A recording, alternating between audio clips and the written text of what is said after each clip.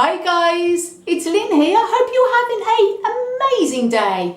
Now today, I'm going to be repotting my Euphorbia meloformis, another tongue twister to pronounce anyway. And this particular succulent plant is very unusual in the sense that it's very globular and very cactus-like. And you say, well, what's unusual about that, Lynn?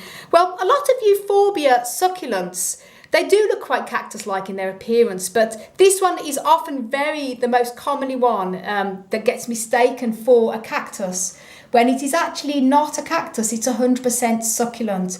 And the reason for that, although it looks very cactus-like at first glance, is that the thorns that come out of here, they're very sort of papery, almost cardboardy type of thorns coming out. Actually don't come out of any areoles. And with cacti, areoles are little furry, tiny little dots often around the plant. Sometimes they're very small, sometimes they're bigger, where the spines come out of and where flowers and new growth come out of. But with succulents, these type of cactus in appearance type of succulents don't have areoles. They just have thorns, and they're not spines, they're actually thorns, even though they look very similar coming out of, but are not areoles, and that's the difference. And also with this type of Euphorbia, as with all Euphorbias in this type of variety, and some of the very much cactus looking ones will produce a milky sap if they get damaged. So just bear that in mind when you are repotting these plants. If you get it onto your skin, it can be a little bit irritating, and also especially if you get it into your eyes. If it happens to get a little bit of the milky sap, just split it with a bit of water, and that helps to sort of stop the bleeding, as they say. And this particular type of Euphorbia meloformis often does get confused with a very look-alike similar succulent called Euphorbia obesa and Euphorbia globosa. They're both globular and very similar in appearance, except they don't have the big hard sort of cardboardy type of woody papery type of spines. But they are very similar in appearance, but this one is definitely of its own type. And I'll actually get you, Hansi's behind the camera filming me at the moment, so thank you, Hansi, for filming. And he's actually showing you here, these are our other Euphorbias that are very similar to the meloformis, but they are different. This is the obesa globosa, as you can see, very cactus-like, but not cactus. And this is our Euphorbia obesa that I've had for about 25 years. It was sort of that size when I got it. It's very columnar almost now. It was global when I got it, but now it has gone very columnar. And that's the obesa. As you can see, they are different. Doesn't really have the thorns coming out. And there's another one, the Euphorbia obesa there. I've got 3 in the pot. Again, about 25 years old. Similar in appearance is in their globular, but completely different in they don't have the papery sort of like papery cardboardy type of spines, very different. Just wanted to tell you a little bit about this succulent. And as I say, Hansi's behind the camera filming, so thank you, Hansi. And do go over and subscribe to his amazing YouTube channel, Family of Cactusy and Other Beauties, links up above. Now let's get repotting. Now I've made many videos on my channel on how to repot cacti succulents, so do check out a playlist. I've got lots of different types of cacti succulents on there where I repot, and I've made a particular video on how to repot a cactus. I know this isn't a cactus, but the procedure is still the same. Now I like to make my own cactus and succulent soil mix. It's far cheaper, I know what's going into it, and I'm in control of what is going into it, which is the most important thing, and you save a fortune. Commercial cactus soil and succulent soil is often very expensive, and it's often filled with things I don't particularly want in my soil. I use 3 equal parts of a loam-based soil, and I mix it with horticultural sand and grit. And if I don't use grit, then I'll use perlite. Both do the same thing. Horticultural sand, it's important, and you don't use builder sand, because builder sand can just go into mud, and sand from the beach can be too high in salt. So do use a special horticultural sharp sand or horticultural grade sand. And I explain that in the video on how to make your own cactus and succulent soil. So links up above to that video if you want to know how to make your own.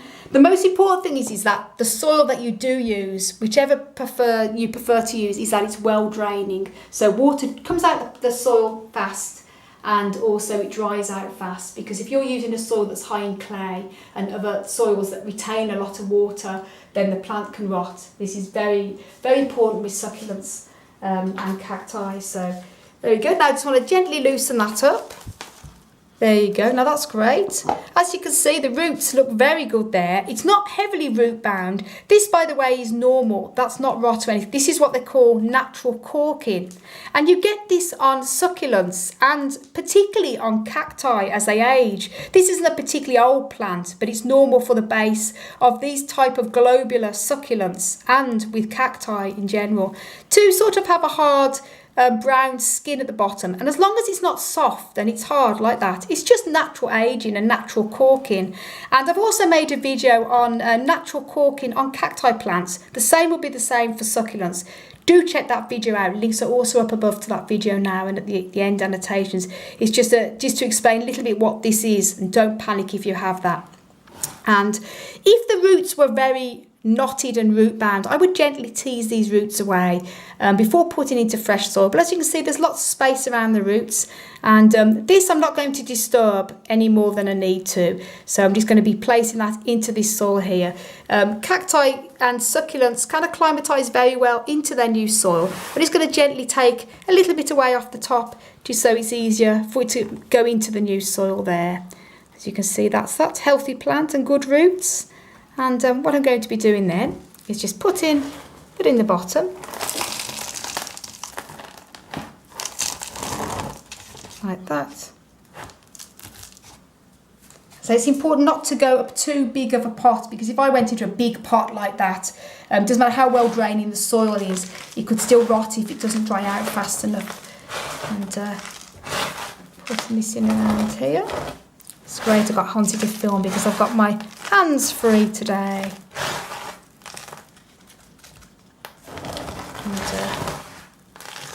Now what I'm going to be doing is, once I've repotted this now, I'm going to not water it for probably about 10 days.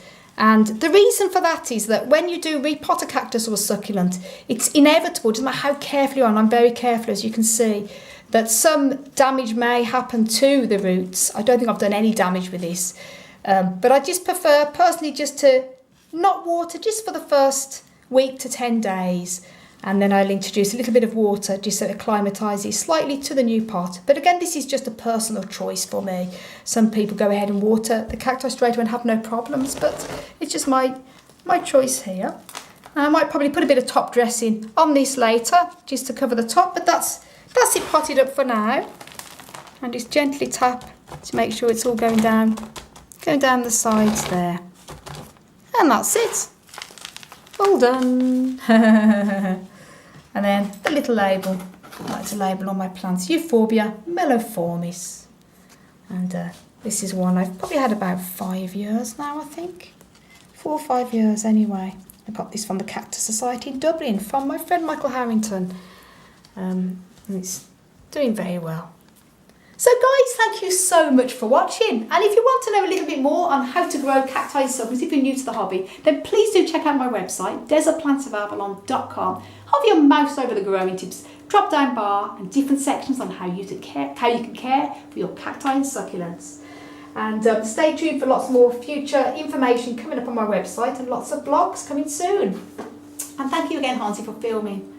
So guys, I want to send you loads of love, heaps of happiness and tons of cactus and succulent power from across the Emerald Isle. And until the next video, bye. Thank you for repotting me.